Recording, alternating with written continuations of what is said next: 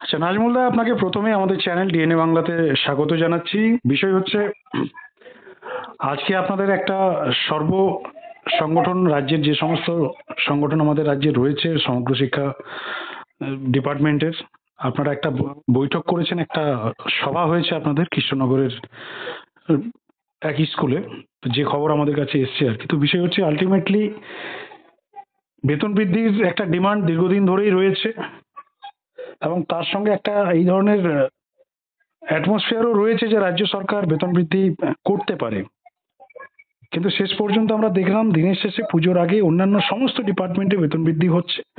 আজকেও আমরা খবর শুনলাম একটা ডিপার্টমেন্ট, কন্টেকচুয়াল ডিপার্টমেন্টে রাজ্য সরকার 14,000 থেকে 16,000 টাকা বেতন বৃদ্ধি করেছে, ইয়ারলি ইনক্রিমেন্টেরও ঘোষণা করেছে, অলরেডি জিও প্রকাশিত করেছে। কিন্তু শেষমেশ সমগ্র শিক্ষার যে বঞ্চনা, সমগ্র শিক্ষাকে কেন ইগনোর করছে রাজ্য সরকার, এই বিষয় নিয়ে কি বলবেন? এবং সার্বিক আজকের যে আপনাদের বৈঠক, আলোচনা বা সভা যাই বলুন না কেন, সার্বিক কি সিদ্ধান্ত হয়েছে এবং রাজ্য সরকারকে কি, মানে রাজ্য সরকারের কাছে কি বার্তা দেবেন আজকের এই বৈঠক নিয়ে?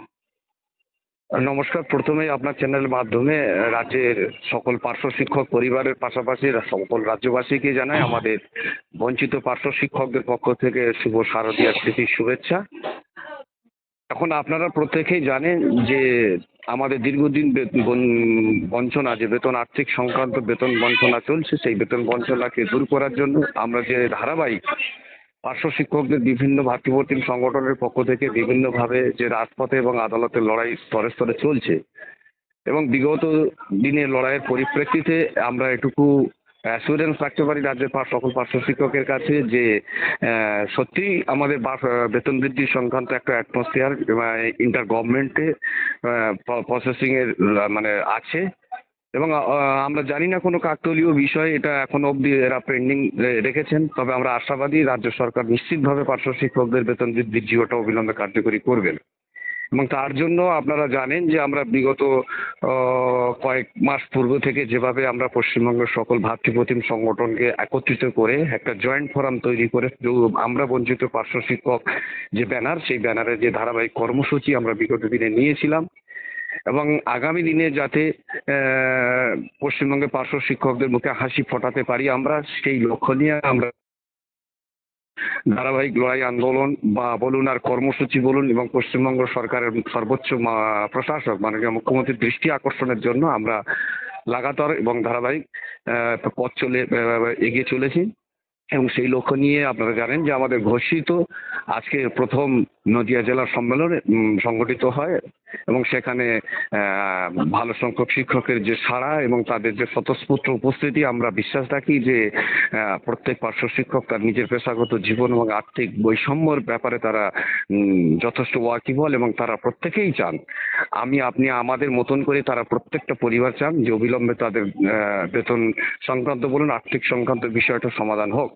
সুতরাং আমরা এই জায়গায় দাঁড়িয়ে আজকের সম্মেলনে আমাদের প্রথম বার্তা মাননীয় পশ্চিমবঙ্গ সরকারের দিকে, এবং দ্বিতীয়ত আমাদের সার্বিক পার্শ্ব শিক্ষকদের জন্য প্রথম যে সিদ্ধান্ত আমরা নিয়েছি বা আমরা এই চ্যানেলের মাধ্যমে রাজ্যের মাননীয় মুখ্যমন্ত্রী মমতা ব্যানার্জির উদ্দেশ্যে আমরা একটাই বার্তা আপিল রাখি যে পুজোর যে উৎসবমুখর দিনে যাতে পশ্চিমবঙ্গের পার্শ্ব শিক্ষকদের মুখে অন্তত পক্ষে হাসিটা ফুটে উঠুক, এবং এই যে পুজোর বিভিন্ন শারদীয়ার মুহূর্তের মধ্যে পার্শ্ব যে সমস্ত ওয়ার্কিং ডে গুলো এখনো আছে, অফিস আওয়ার চলছে, সেই অফিস আওয়ার এবং ওয়ার্কিং ডেতে যাতে আমাদের 1-3-2024 অর্ডার অনুযায়ী আমাদের দ্রুত বেতন বৃদ্ধির জিওটা কার্যকরী করুন।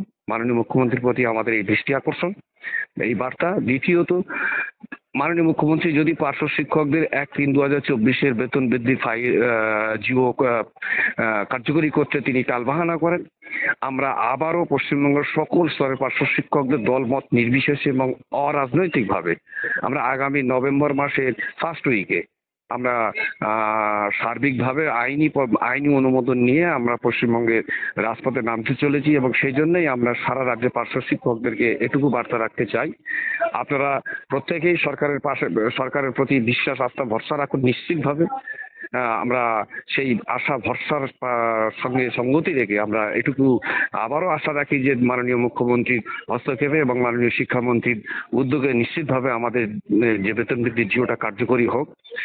যদি অন্যথা হয় আমরা পার্শ্ব শিক্ষকরা সকল পার্শ্ব শিক্ষক কাঁধে কাঁধ মিলে হাতে হাত মিলিয়ে আমরা গণতান্ত্রিক পদ্ধতিতে এবং আইনের অনুমতি সাপেক্ষে পশ্চিমবঙ্গের পার্শ্ব শিক্ষকদের নিয়ে আগামী নভেম্বর মাসে আমরা রাজপথে নামবো এবং এই আন্দোলনকে শুধু কোনো একটা সংগঠন আন্দোলন নয় বা লড়াই নয় বা কর্মসূচি নয়, এই কর্মসূচিতে যাতে প্রত্যেকটা পার্শ্ব শিক্ষক তাদের স্বতঃস্ফূর্ততা নিয়ে সামিল হন এবং নিজেদের যে জীবন জীবিকা রুটি রুজির যে দাবি সেই দাবিকে ছিনিয়ে আনা বা সেই দাবি কার্যকরী হওয়ার পূর্ব মুহূর্ত অবধি আমরা রাজপথে আমরা আমাদের অবস্থানটাকে চালিয়ে যাব। এইটুকু বার্তা আজকের আমাদের নদিয়া জেলা কনভেনশন থেকে আমরা পশ্চিমবঙ্গ সরকার পাশাপাশি রাজ্যের পার্শ্ব শিক্ষকদের কাছে রাখছি এবং এটা আপনার চ্যানেলের মাধ্যমে আবারও আমরা ঘোষণা করছি যে আমরা একের পর এক জেলা কনভেনশনগুলো নির্দিষ্ট দিন অনুসারে আমরা করতে চলেছি। আগামী দিনে আমরা মালদা, মুর্শিদাবাদ এবং উত্তর দিনাজপুরের 3টি জেলা আমাদের পরপর জেলা সম্মেলনগুলো হবেন এবং এই চ্যানেলের মাধ্যমে সংশ্লিষ্ট জেলার সমস্ত পার্শ্ব শিক্ষকদের আবেদন করছি আপনারা দলমত নির্বিশেষে রাজনৈতিক বাধ্যবাধকতার ঊর্ধ্বে উঠে এই সমস্ত সম্মেলন বা কনভেনশনগুলোকে আপনারা সর্বতভাবে সহযোগিতা করুন এবং সফল করুন। আপনাদের প্রচেষ্টা, আপনাদের উপস্থিতি, আপনাদের উদ্যোগ, আপনাদের সক্রিয় অংশগ্রহণ, আপনারই বেঁচে থাকার অধিকার, আপনারই আর্থিক বঞ্চনা দূর হওয়ার একমাত্র মূল চাবিকাঠি, এটুকু আমরা আশা প্রত্যাশা রাখি। হ্যালো হ্যালো হ্যালো, নাজমুল দা, আরেকটা বিষয় নিয়ে আমরা জানার চেষ্টা করব। হ্যাঁ, শুনতে পাচ্ছেন? হ্যাঁ স্যার, বলুন। আরেকটা বিষয় জানার চেষ্টা করব। রাজ্যের আপামর প্রায় বর্তমান সময়ে 45,000-এর উপরে পার্শ্ব শিক্ষক শিক্ষিকা যারা রয়েছেন বা যারা আজকের এই খবর ফলো করছেন, তাদের প্রত্যেকের প্রশ্ন যে এর আগেও আমরা দেখেছি 2019 সালে পার্শ্ব শিক্ষক ঐক্যমঞ্চের ব্যানারে পার্শ্ব শিক্ষকরা রাস্তায় নেমেছিল।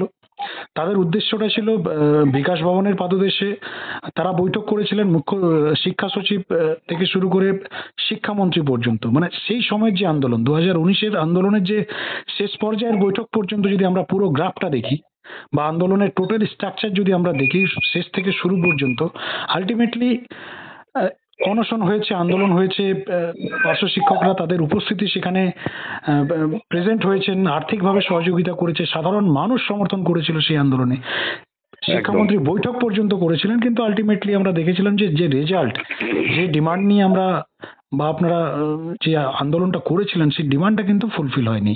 তো এবারেও যদি রাজ্য সরকার জিও প্রকাশ না করে এবং শেষমেশ যদি আপনাদেরকে পুনরায় নভেম্বরে রাস্তায় নামতেই হয়, সেক্ষেত্রে এবারের অভিমুখটা কি শুধুমাত্র ওই শিক্ষা সচিব বা শিক্ষামন্ত্রী পর্যন্তই থাকবেন, নাকি এবারে মুখ্যমন্ত্রী সরাসরি মুখ্যমন্ত্রীর দিকে বা নবান্নের দিকে অভিমুখটা আপনাদের থাকবেন, এবং এবারের এক্স্যাক্টলি দাবিটা কোন জায়গায় থাকবে বা পুরনো ভুলগুলো কি? আবারও আপনার বক্তব্যকে সঙ্গতি রেখে এটুকু বলতে পারি, কোনো আন্দোলনের ব্যর্থতা বলে কিছু নেই, কোনো কর্মসূচির বা সংগ্রামের লড়াইয়ের ব্যর্থতা বলে কিছু থাকে না। সেখানে দুটো জিনিস থাকে, এক জয়, দ্বিতীয়ত শিক্ষা লাভ।